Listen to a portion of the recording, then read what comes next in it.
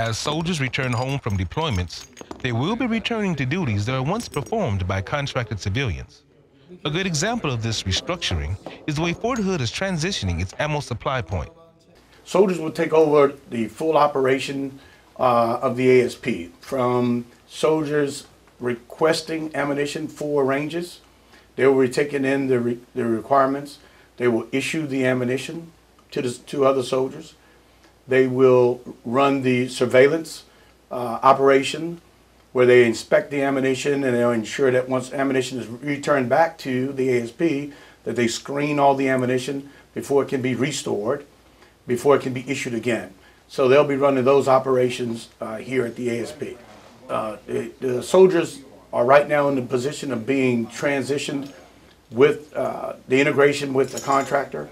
So right now, today, as we speak, they're working hand in hand with the contractor to look at a lot of the contractors' operations, how they do the operations portion, how they pick up their ammunition, how they deliver, how they do every aspect of running the ASP, so that the soldiers can see why they were so proficient in what they were doing.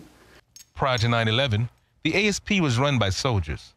But because of military conflicts, civilians picked up those duties so soldiers could deploy. 664 hasn't actually worked up here since 2003, since the Iraq really kicked off in full as far as deployments go. And 664 was the last unit here to be working in this function. So this is a big opportunity for us to come back, kind of pick up where we left off. But I have to say the civilians have really left big shoes to fill, because this is the best run ASP in CONUS.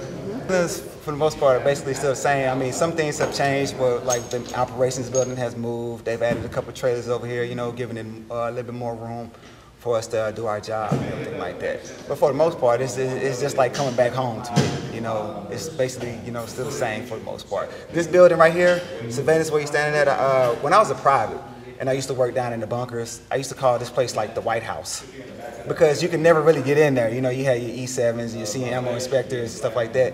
And you know, you come in here, try to sneak a peek, and they tell you, get out, get out. You know, this wasn't for your eyes or anything like that. So to actually be standing here right now and actually being here is coming a long way. Reporting from Fort Hood, Texas, I'm John Miller.